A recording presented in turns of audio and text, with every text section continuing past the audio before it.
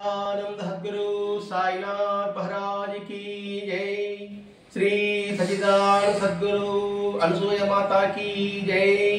श्री सच्चिदानंद सद्गुरु भरद्वाज महाराज की जय। गुरुदेव दत्त। సద్గురు శ్రీడి సాయినాథుని యొక్క సన్నిధానంలో ఆచార్య ఇక్కడ భరద్వాజమాచార్య యొక్క ఆశీస్సులతో జిల్లెలముడిలో ఉన్న అనసూయమ్మ మాత గారి జీవిత చరిత్రని భరద్వాజ మాస్టర్ గారు ఆమె సన్నిధిలో ఉంటూ ఆమె యొక్క ప్రతి చర్యని ప్రతి మాటని అందులోని అంతరార్థాన్ని అమ్మ యొక్క నిజతత్వాన్ని తెలియజేశారు. ఇక్కడ అమ్మ అని మహాత్మురాలు అనుకుంటున్నాం, మహాత్ముడు అనుకుంటున్నాం, మగవాళ్ళని మహాత్ముడు అనుకుంటున్నాం, ఆడవాళ్ళని మహాత్మురాలు అనుకుంటున్నాం. ఈ మహాత్మురాలు మహాత్ముడు వారు ఆ స్థితికి పొందడానికి కారణం అనేక జన్మల పూర్వజన్మ సుకృతమని కొంతమంది పెద్దలు చెప్తారు. అనేక విధాల సాధనా ఫలితంగా అటువంటి స్థితి పొందినారని కొంతమంది చెప్తారు. కొందరు జన్మతః జ్ఞానులు, జన్మించిన తర్వాత కొంతకాలమైన తర్వాత జ్ఞానం అంటే ఏంటి? కొంతకాలమైన తర్వాత అంటే ఎంతవరకు సాధన చేశారో అక్కడి నుంచి ఆ సంవత్సరం నుంచి వీళ్ళ సాధన ప్రారంభమై మహాత్ములకు రూపుదిద్దుకుంటున్నారు. జన్మతః వాళ్ళు భగవత్ స్వరూపులైనప్పటికీ కూడా వెంటనే ప్రకటన కారు. పుట్టుకతోనే ప్రకటమయ్యేవారు కొంతమంది, మధ్యలో ప్రకటమయ్యేవారు కొంతమంది ఉంటారు. ఇక్కడ ఈ అమ్మ విషయంలో భరద్వాజ మాస్టర్ గారు ఏం గమనించాడంటే, మాస్టర్ గారు బైబిల్ బాగా చదివారు, అన్ని గ్రంథాలు చదివారు. బైబిల్లో యేసుక్రీస్తు ఎటువంటి జీవన విధానం ఉందో పుట్టుక నుంచి కూడా అమ్మ జీవన విధానంలో పుట్టుక నుంచి కూడా అదే విధంగా ఉంది అని తెలియజేశారు. ఎందుకని తెలియజేశారు? అమ్మని యేసుతో పోవాల్సిన అవసరం ఏమిటి అందుకని మనం ఆలోచించాలి. ఇక్కడ ఏంటంటే ఒక్కొక్క మహాత్ముడు ఒక్కొక్క మతము గొప్ప గొప్ప, మావాడు గొప్ప, మా మతం గొప్ప అనే మీమాంసలో అందరూ అనుకుంటున్నారు. కాదు, దైవత్వం అందరిలో ఉన్నది ఒకటే. ఆ దైవత్వం ప్రకటమవడం కూడా ఒకే విధంగా ప్రకటమవుతుంది. ఇప్పుడు పురుషత్తుల్లో శ్రీపాద వల్లభుడు కానీ విష్ణుశాస్త్రులు కానీ వీరి జీవితం చూస్తే కూడా అందరి యొక్క జీవితాలు ఒకటే మనకు కనిపిస్తుంది. ఇక్కడ అమ్మని యేసుక్రీస్తు పోల్చాడు మాస్టర్ గారు. అంటే యేసుక్రీస్తులో ఎటువంటి లక్షణాలు ఉందో అటువంటి లక్షణాలు అమ్మలో ప్రకటమైనాయని చెప్పి గత వారం కొంతమేర గురించుకున్నాం. వీరిద్దరు జన్మతః దైవ స్వరూపులే, కానీ ప్రకటమైంది ఎప్పుడు? యేసుక్రీస్తు 30 సంవత్సరాలు ప్రకటమయ్యాడు. అంతవరకు ఒక బాలుడిగానే ఉన్నారు, మహత్తులు చేస్తూనే ఉన్నాడు. చిన్నప్పుడే పండితులతో వాదించడం ఇవన్నీ జరిగి ఉన్నాయి యేసుక్రీస్తుకి కూడా. కానీ ప్రకటమైంది మాత్రం 30 సంవత్సరంలో. వాళ్ళ దైవత్వం 30 సంవత్సరంలో ప్రకటమైంది. అంటే చాలా కాలం జనబాహుళ్యానికి మరుగున పడే ఉంది. ఇప్పుడు వెంకటేశ్వర స్వామి ఎప్పుడు ప్రకటమయ్యాడు? షిరిడి సాయినాథుడు ఎప్పుడు ప్రకటమయ్యాడు? షిరిడి సాయినాథుడు వచ్చింది 1856. ఆయన యొక్క మహత్వ ప్రకటమైంది 1900 సంవత్సరం నుంచే. అట్లాగే వీరిద్దరు ఒకే పోలిక. యేసుక్రీస్తు 30 సంవత్సరంలో ప్రకటమయ్యారు, అమ్మ కూడా 30 సంవత్సరంలోనే ప్రకటమయ్యారు. యేసుక్రీస్తు 30 సంవత్సరాలు నిండిన తర్వాత అతని ఖ్యాతి అగ్నిలాగా, అంటే దావానంలాగా, అంటే అడవి రగిలితే ఎలా అయితే చిచిరైతే మొత్తము అంటుకుంటుందో ఆ విధంగా వ్యాపించిందని లూకా 4:14 లోకాలు ఒకటి ఉందా?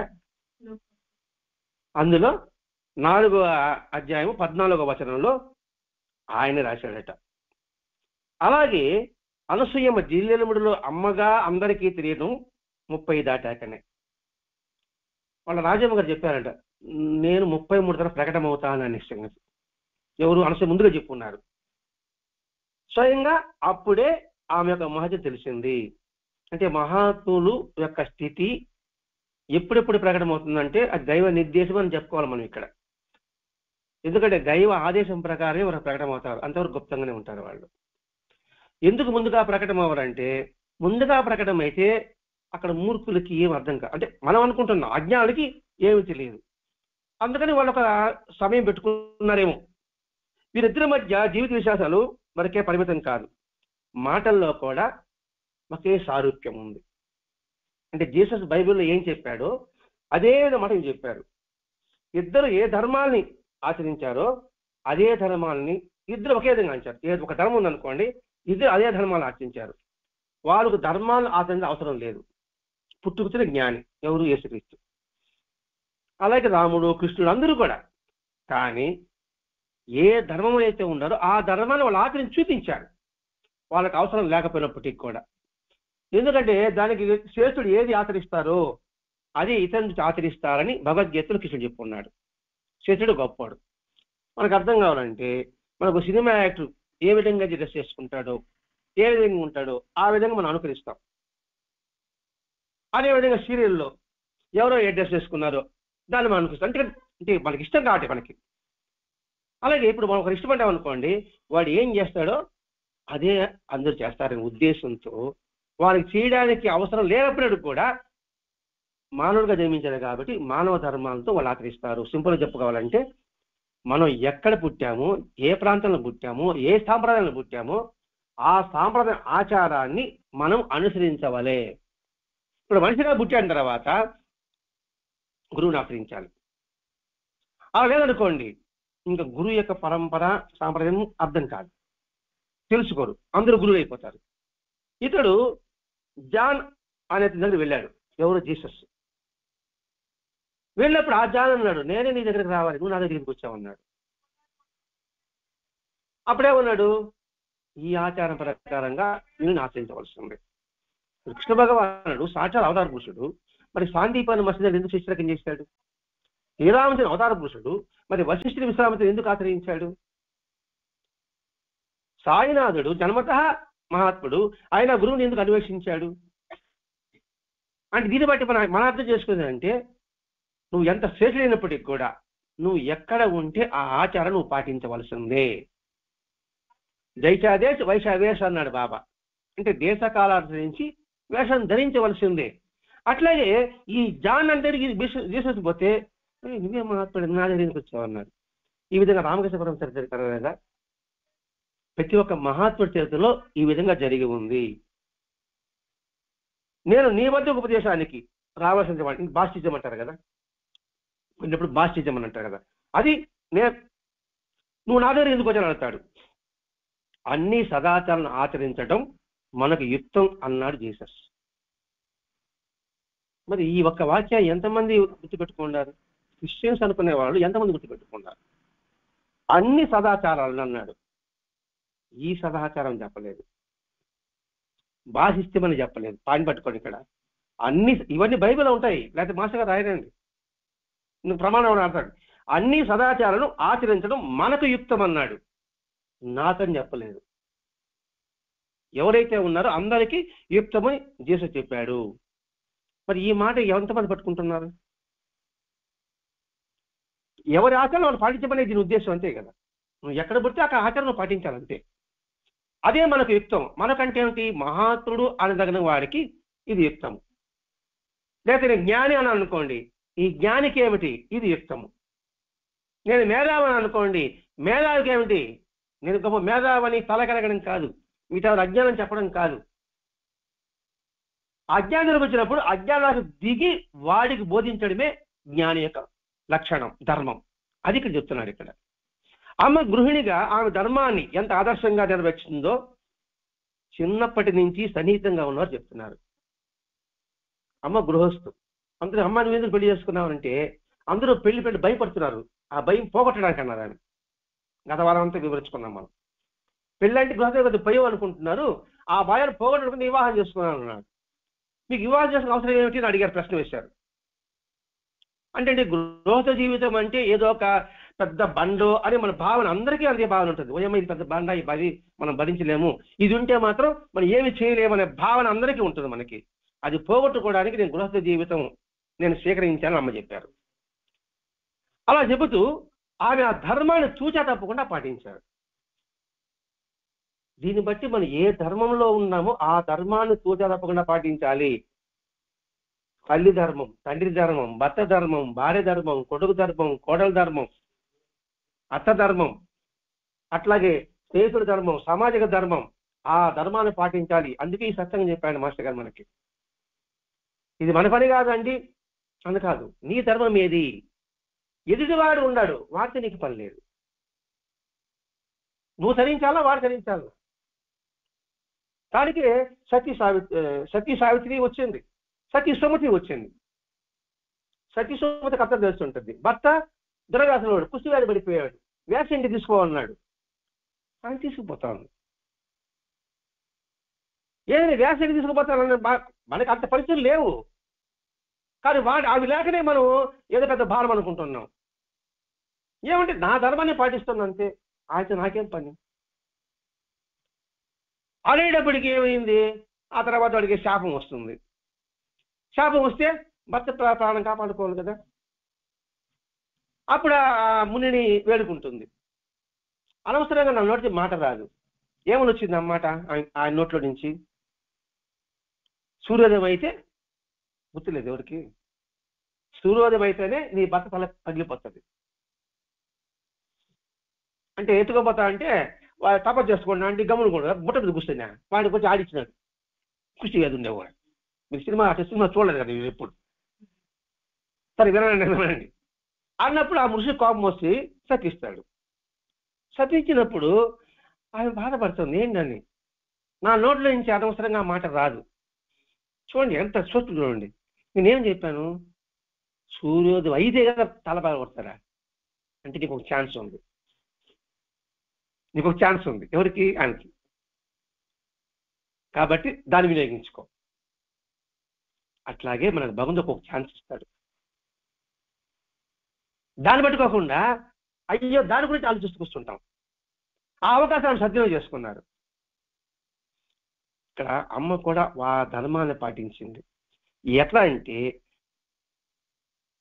సరే అన్న మాటే కానీ కాదు అని ఎప్పుడు భర్త మాటకి సమాధానం చెప్పలేదని నేను విన్నాను మాస్టర్ గారు. ఆయన ఏం చెప్పినా సరే, నో అనే మాట రాదు. అంటే ఎంత సామాన్యం కాదు, మాట ఈజీ. మనసు ఎప్పుడైతే బాగా తర్ఫీదు అవుతుందో అప్పుడు ఈ సులభం. అన్నిటికీ సరే అని అనుకుంటాం కూర్చున్నాం అనుకోండి, ఏ బాధ లేదు.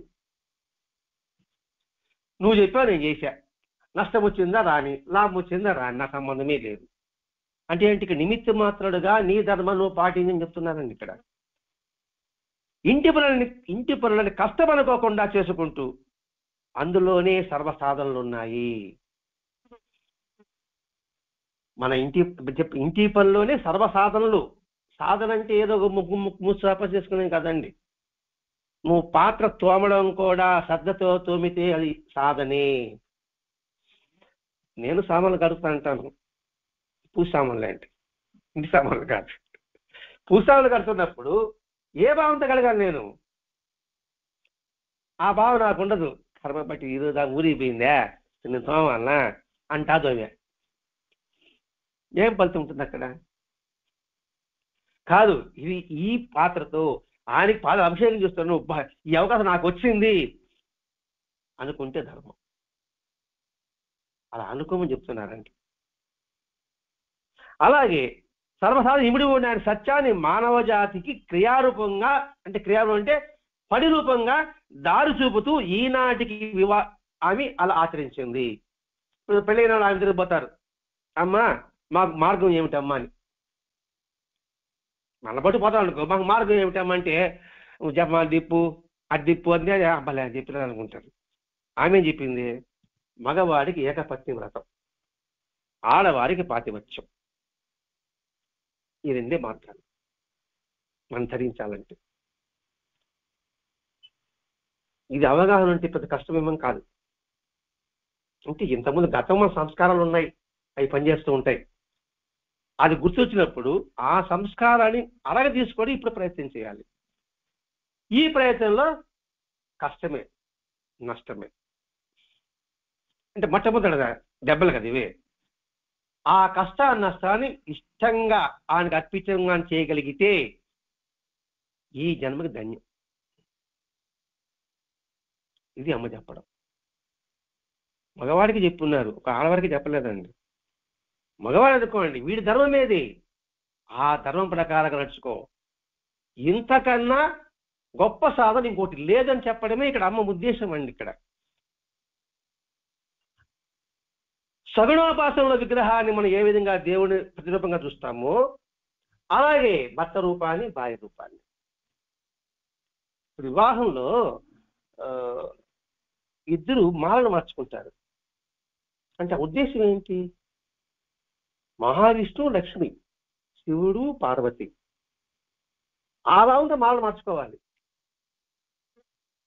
అప్పుడు ఎవరు తక్కువ ఎవరు ఎక్కువ? ఇద్దరు సమానమే కదా. మాల ఒకటి వేసుకుంటారు, ఇద్దరు వేసుకుంటారమ్మా, సమానమనే కదా అర్థం.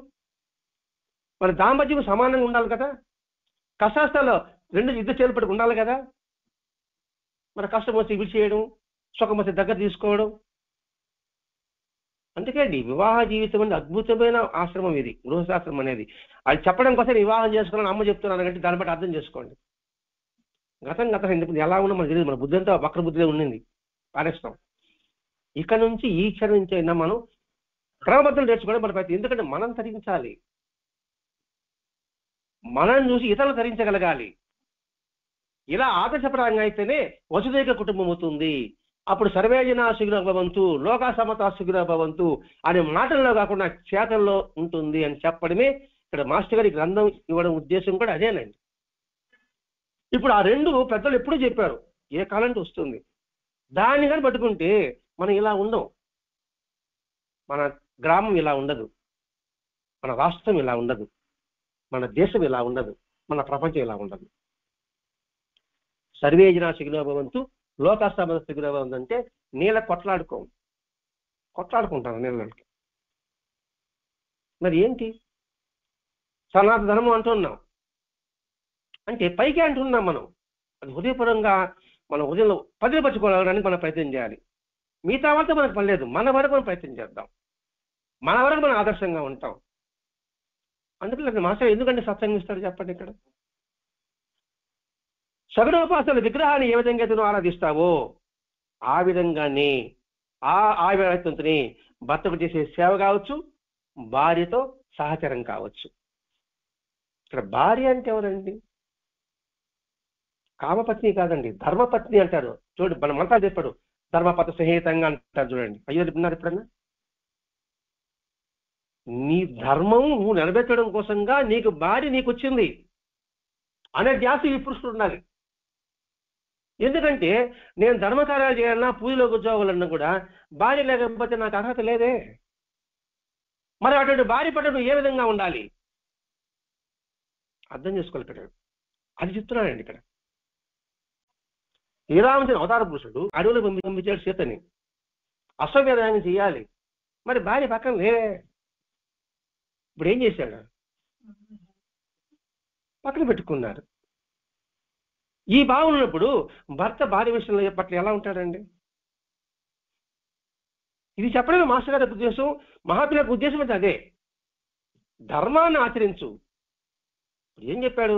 ధర్మం చెర సత్యం వద అనే పదం వాడారు. సత్యం వద, సత్యాన్ని మాట్లాడు, ధర్మం చెర. ధర్మంలో చెర అంటే ప్రయాణం సాగించు.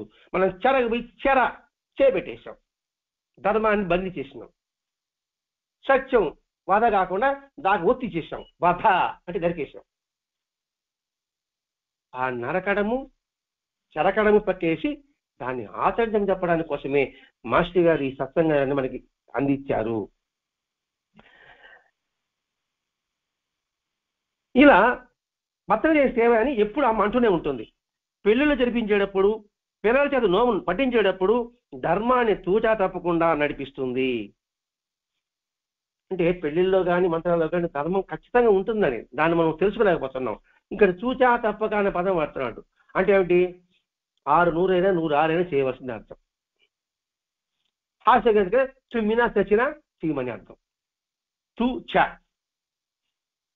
పదం వాడతాం కదండి. నా అర్థం ఇది ఎందుకు వచ్చిందంటే సంస్కృతంలో శ్లోకాలు వస్తూ ఉంటారు కదా, ఒక అక్షరం తగ్గిందంటే ఈ తూనే చాలా చేర్చుకుంటానట. అది పద్యాలు రాసేవాళ్ళు, శ్లోకాలు రాసేవాంట్లో. మామూలుగా ఏమిటి? తూ అంటే సరైనదిగా చేసినట్టుగా, దాన్ని తప్పకుండా అనే పదాలు మనం అన్వయించుకోవాలి మనం ఇక్కడ. అందుకని తూచా తప్పకుండా నడిపిస్తుంది. అమ్మ తన మంగళసూత్రానికి అభిషేకం చేస్తూ రోజు దాన్ని తీర్థంగా స్వీకరిస్తుంది. ఎంతమంది దానికి మర్యాదిస్తున్నారు?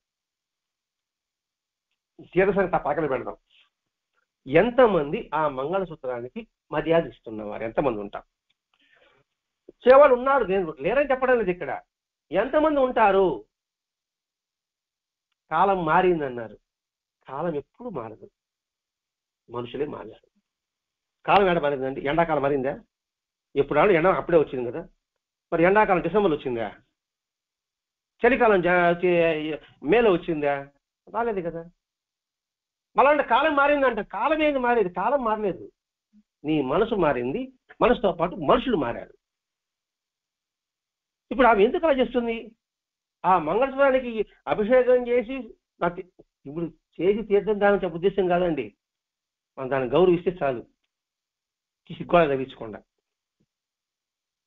అది కూడా చేసేవాళ్ళు చాలా మంది కనిపిస్తూ ఉంటారు. సినిమాలో చూసిన దాన్ని చూసి మనం నేర్చుకుంటారు చాలా మంది కూడా. దేనికైనా గౌరవం అనేది ఇవ్వాలి. కట్టుకున్న వస్త్రానికి కూడా గౌరవం ఇవ్వాలి, బొట్టుకు గౌరవం ఇవ్వాలి, కుర్చీకి గౌరవం ఇవ్వాలి. ప్రతి ఒక్క వస్తువు గౌరవం ఇవ్వడం నేర్చుకోవడం కోసంగా ఇది మనం అనుభవించుకోవాలండి. ఇక్కడ కొంత కీర్తి జీవితంలో కొన్ని అంశాలు ఉన్నాయి. ఆయన యూజులు ఆచారానుసరంగా చేతులు కడుక్కొని భోజనం చేయాలంటారు కదా. ఆయన చేతులు కడుక్కోకుండా భోజనం చేశాడు. చేసినప్పుడు ఆయన విలువ చేశాడు, నీలో శుద్ధి లేదు అని. అప్పుడు ఆయన ఒక మాట అన్నాడు, నోట్లోకి పోయేది కాదు, నోటి బయటికి వచ్చేదానికి ప్రాధాన్యత.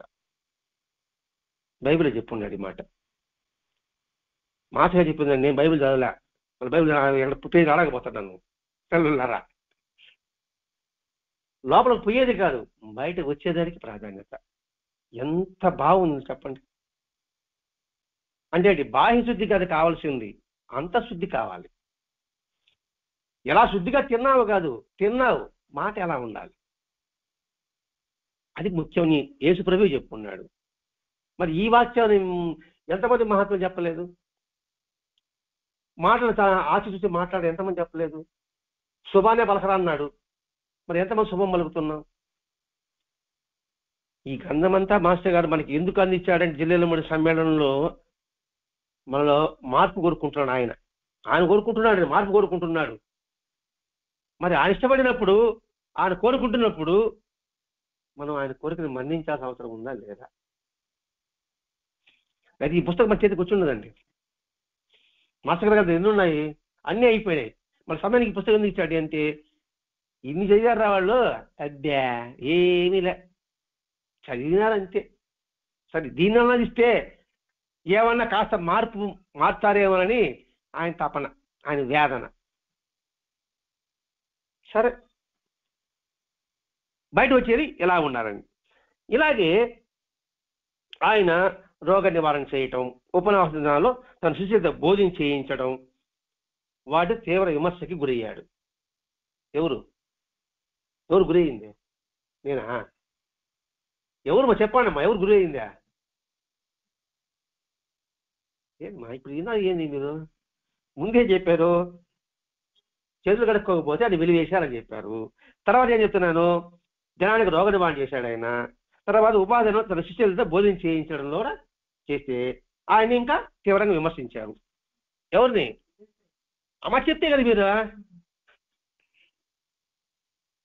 ఏమ్మా సువార్త అంటివి నువ్వు, చిన్నప్పుడు పద్యాలు పాడారు, పాటలు పాడారు అంటివి. అంటే ఉపవాసం కూడా భోజనం. అసలు ఉపవాసం అంటే ఏమిటి? అసలు ఆయన దగ్గర కూర్చొని ఆయన భావాల్ని నెమరు వేయడం ఉపవాసము.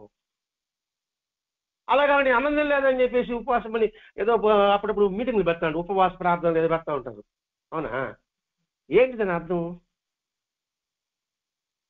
అంటే అంటారు మాస్టర్ గారు, అసలు ఏ మతమైనా సాటి వారిని ద్వేషించడం కన్నా పాపం మరొకటి లేదంటాడండి. ఈ వాక్యం అర్థం చేసుకోవాలి.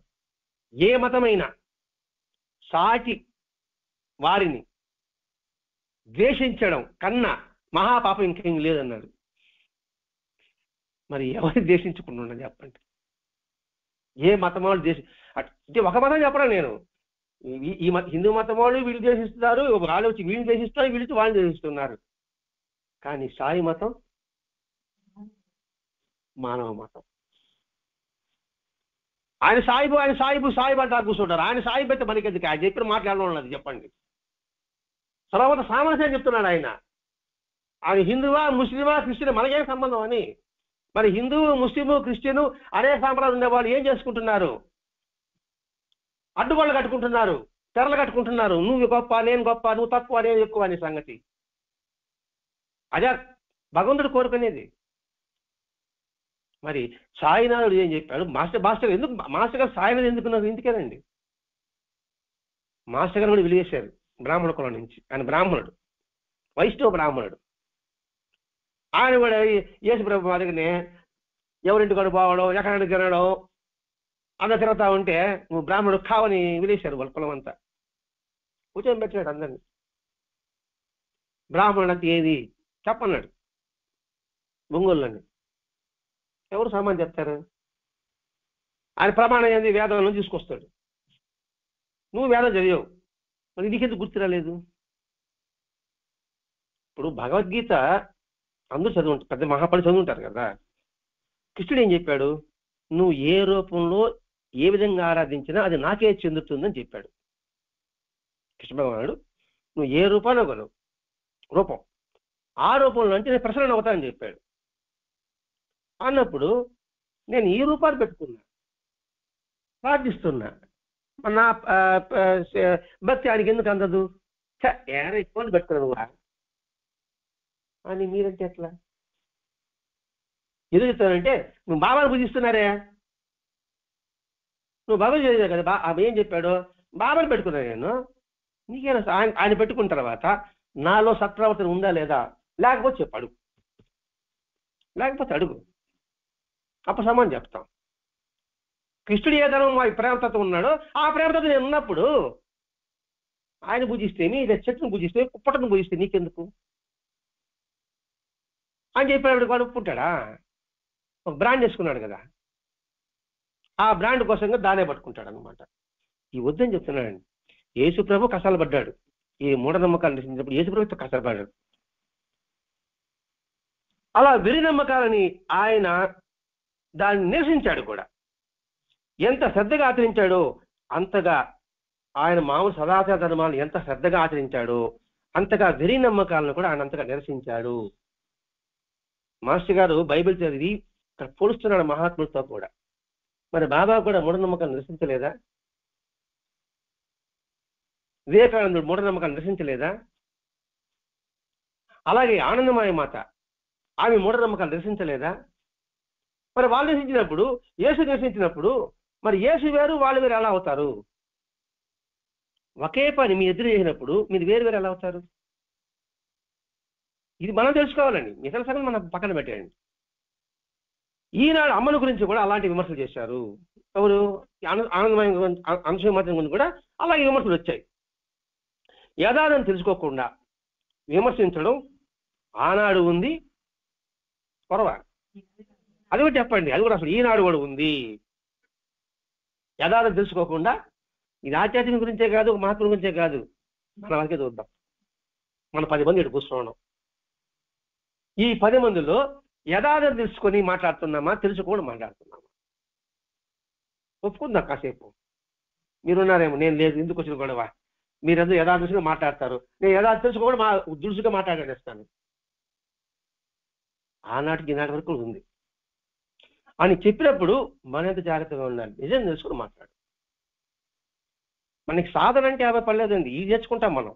ఈ జన్మకి ఇది అవకాశం మాస్టర్ గారు ఇచ్చాడు మనకి. ఇప్పుడు కొద్ది కొద్దిగా మనం పాత్ర తోముకుంటాం. బాగా చిలుము పట్టిపోయింది పాత్ర. ఒకేసారి ఈ జన్మకి ఆ చిలుము మాత్రం పోదు. కనీసం కొద్దిగానే పోకుండా మనం ప్రయత్నం చేద్దాం.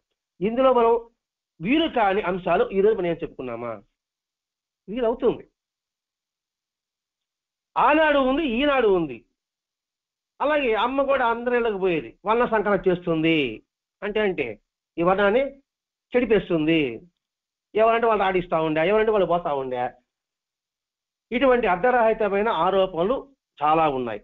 అయితే ఆయా అవతారమూర్తుల వల్ల తరింపబడే విరుద్ధమైన వారి నుంచి వేరుపడటానికి అది చేటలా ఉపయోగపడతారు వాళ్ళు. చేట ఏం చేస్తుంది? చెరగతాం, తిరిగే అది.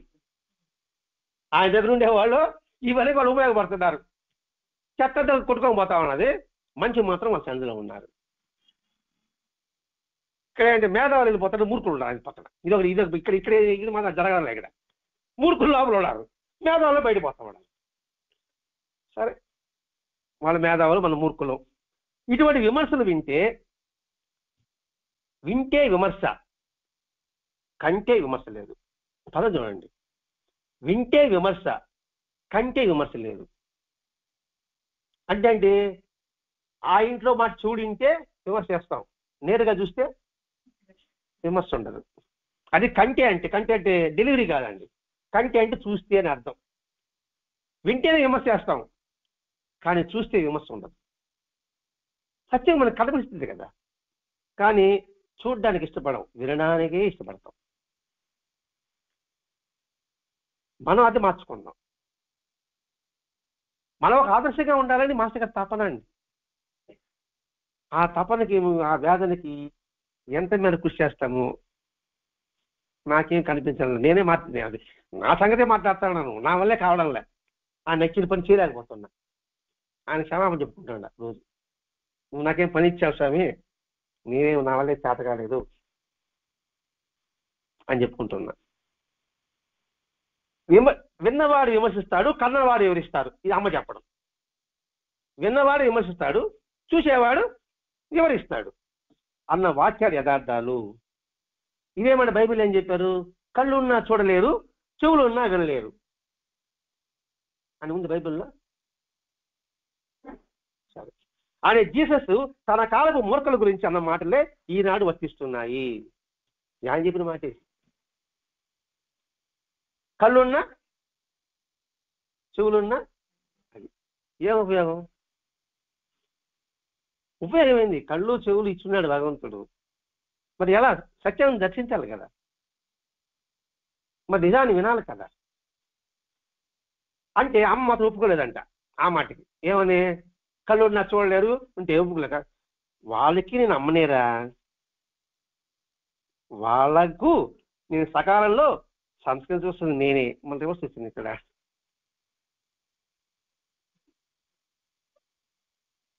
మళ్ళా కట్టేస్తున్నాడా? వాళ్ళకి అమ్మలేరా, వాళ్ళు సంస్కృతి నేనే. ఆ సత్యం లేదు.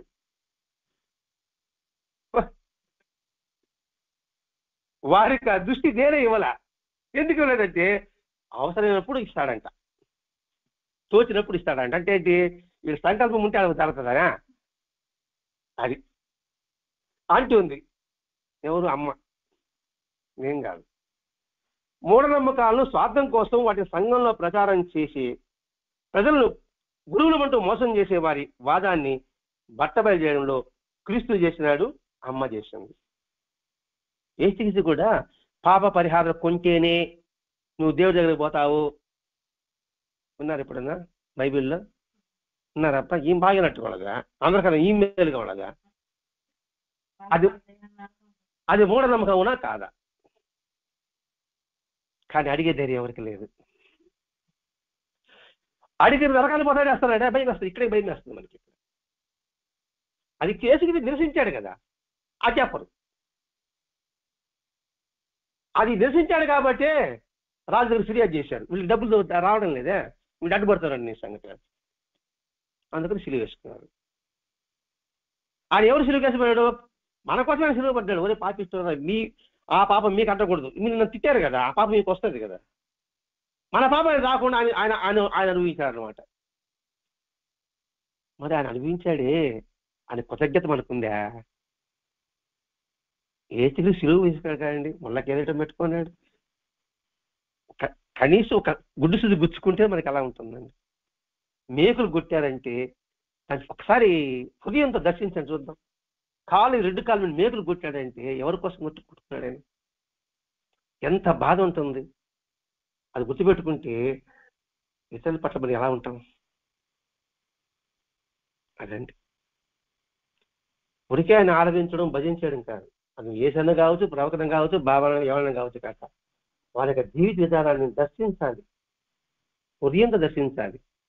విధాలతో చదువుతున్నాం, కంటితో పేపర్ తిప్పుతున్నాం, ఏం ఉపయోగం ఉంది? కాలం గడిచిపోతుంది, కాలం నిలవదు. కానీ ఎంతగా వెనక్కి వెళ్ళిపోతాము, ఎన్ని జన్మలు వెనక్కి వెళ్ళిపోతాము, అది మన కంటి కనబడడం లేదు. అది గుర్తు చేస్తున్నాడు ఇక్కడ. దీన్ని బట్టి మన యొక్క మాట, నడవడిక, చూపు ఎలా నడుచుకోవాలని సంగతి స్పష్టంగా చెప్తున్నాడు ఇక్కడ. అంటే అలా స్వార్థం కోసం ప్రచారం చేసే వాళ్ళని వీళ్ళు దర్శించారు. ఎంతో బాగా చదువుకొని మన గర్వంతో తూగే వారికి ఏమీ అర్థం కాకపోవటంలోనూ, ఏమీ తెలియని వారికి తన ఔన్నత్యాన్ని తెలియపరచడంలోనూ ఇద్దరు ఒకటే తండ్రి. అంటే బాగా మేధావులు అవుతారు, వాళ్ళేం తెలియదు. ఏమి తెలియని వాళ్ళకి నువ్వు తెలియజేయబడుతున్నావు. ఈ వాక్యం మనకి తాజిద్ బాబా చరిత్ర కూడా ఉంది. ఏమని? తెలిసిన వారికి తెలియవు, తెలియని వారికి నువ్వు తెలుస్తావు. అంటే ఇది పెద్ద వాక్యంగా ఉంది, దాని చిన్న వాక్యంగా మాటగా రాశారు. తెలిసిన వారికి తెలిసిపోయింది కదా, తెలిసిపోయిన వాడికి ఏం తెలుస్తుంది? తెలియని వాడికి నువ్వు తెలుస్తావు. కాబట్టి మూర్ఖులకు తెలుస్తారు, మేధావులకి తెలియదు.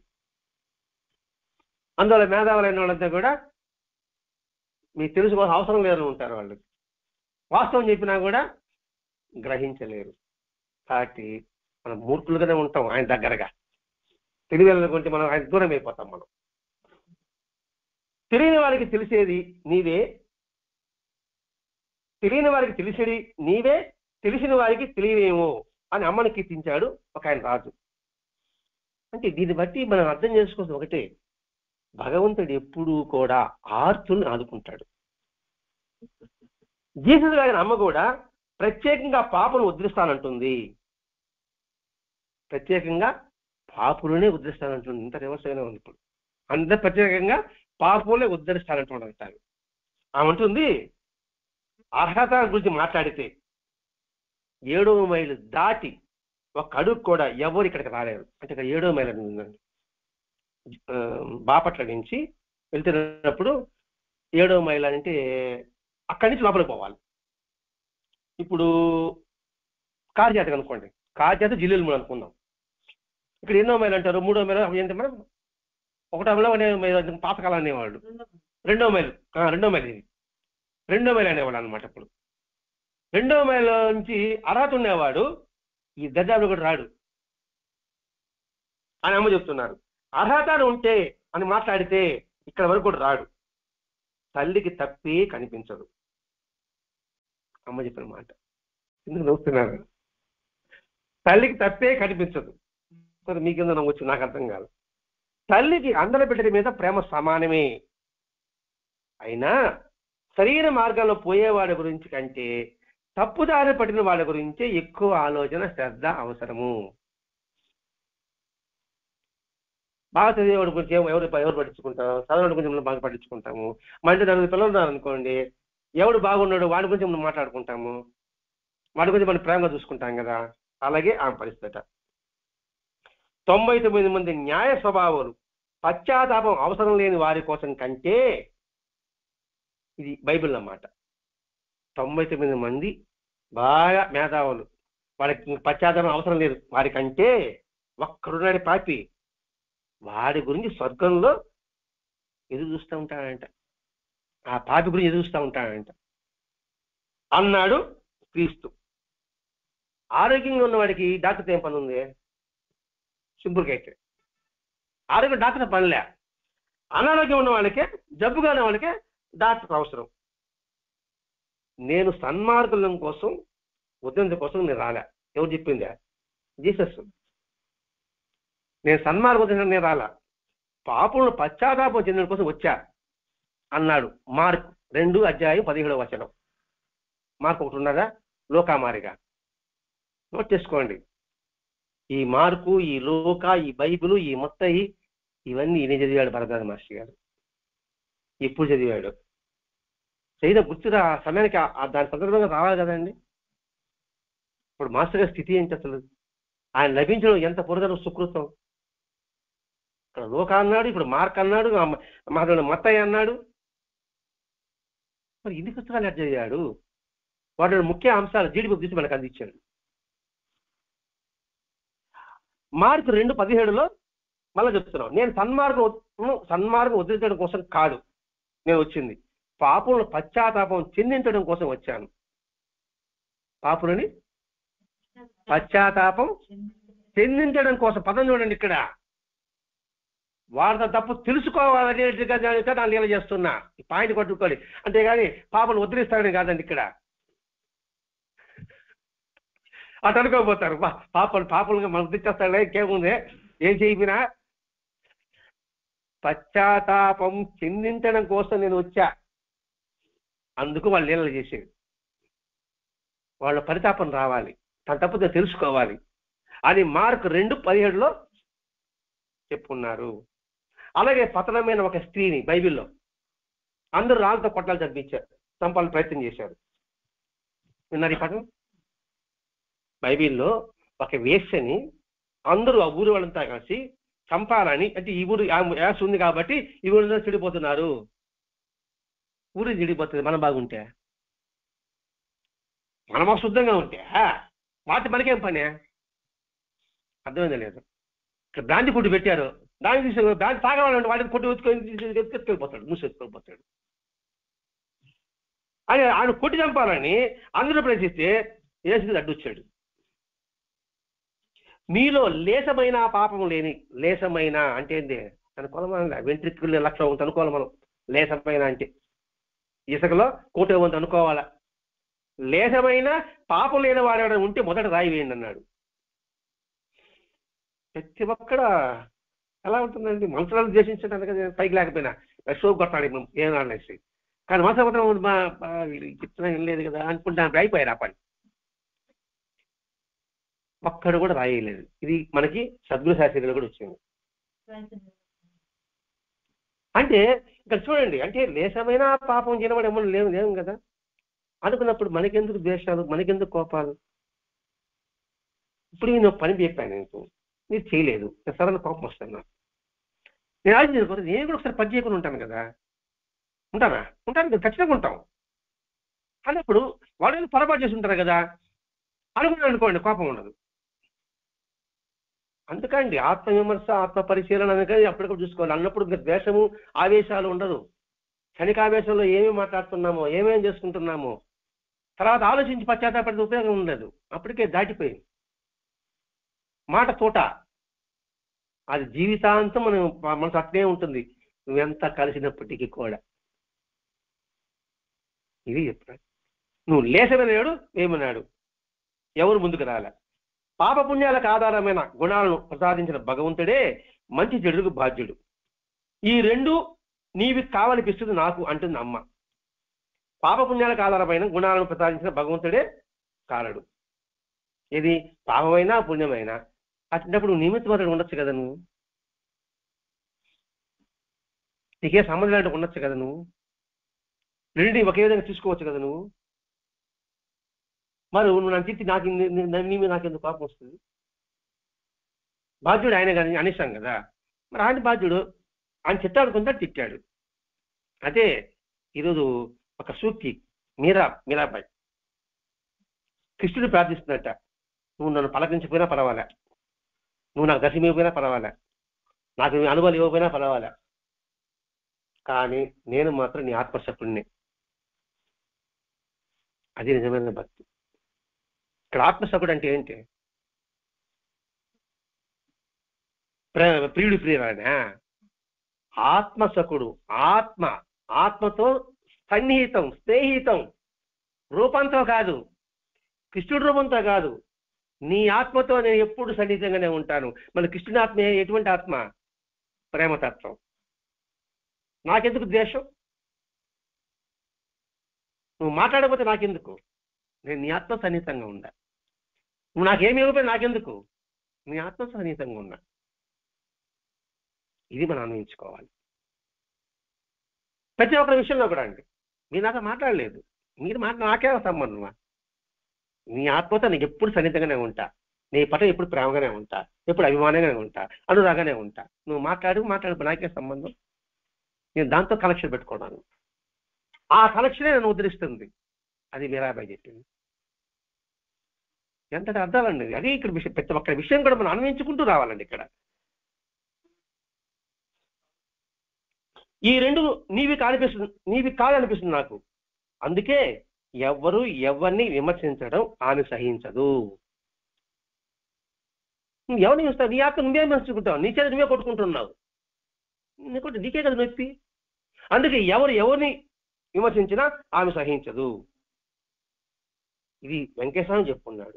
అందరూ మహాత్ములు చెప్పారండి. వెంకటేశ్వరం అనే ప్రతి ఒక్క మహాత్ములు చెప్పుకున్నారు. ఆమె దీనికి అంటుంది, అంతా అది నిర్ణయం చేసిన భగవత్ సంకల్పం మీద ఆధారపడి ఉంటుంది.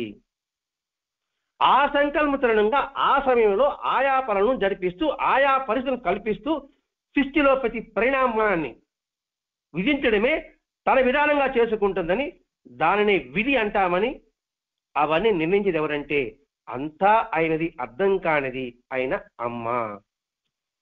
ఈ వాక్యం మొత్తం ఏంటంటే మొట్టమొదట భగవత్ సంకల్పానుసారమే నిర్ణయం. మీరు తిట్టినా పొగిడినా ఆ భావన ఉన్నప్పుడు ఆ సంకల్పం నా యొక్క కర్మే నీలో నన్ను పొగిడేట్టుగా చేస్తుంది, నాలో కర్మే నన్ను తిట్టేట్టుగా చేస్తుంది. కాబట్టి దానికి ఇతరులు ద్వేషించడం వల్ల, నిందించడం వల్ల ఉపయోగం లేదు. దాని దగ్గర పరిస్థితి కల్పిస్తుందట, తిట్టమని పొగడమని. దానిని ఏమన్నారు? విధి వ్రాత అంటారు కదండి. ఆ విధి వ్రాతే ఇలా చేపిస్తుంది. ఒక్క బాగా చెప్పాలంటే బుద్ధి కర్మానుసారిని. నీ కర్మ ప్రకారంగానే నీ బుద్ధి అలా ప్రకటమవుతుంది. అనుకున్నప్పుడు ఎవరిని మనం తిట్టము, నిందించము, ద్వేషించము. అవి మనకు తగిలిన కుంగం. అది అమ్మతత్వం, అంటే భగవతత్వం. అది ఇవన్నీ నిర్ణయించేది ఎవరంటే అంతా అయింది అమ్మ. క్రీస్తు మాటల్లో కూడా ఇదే భావం వ్యక్తమవుతుంది.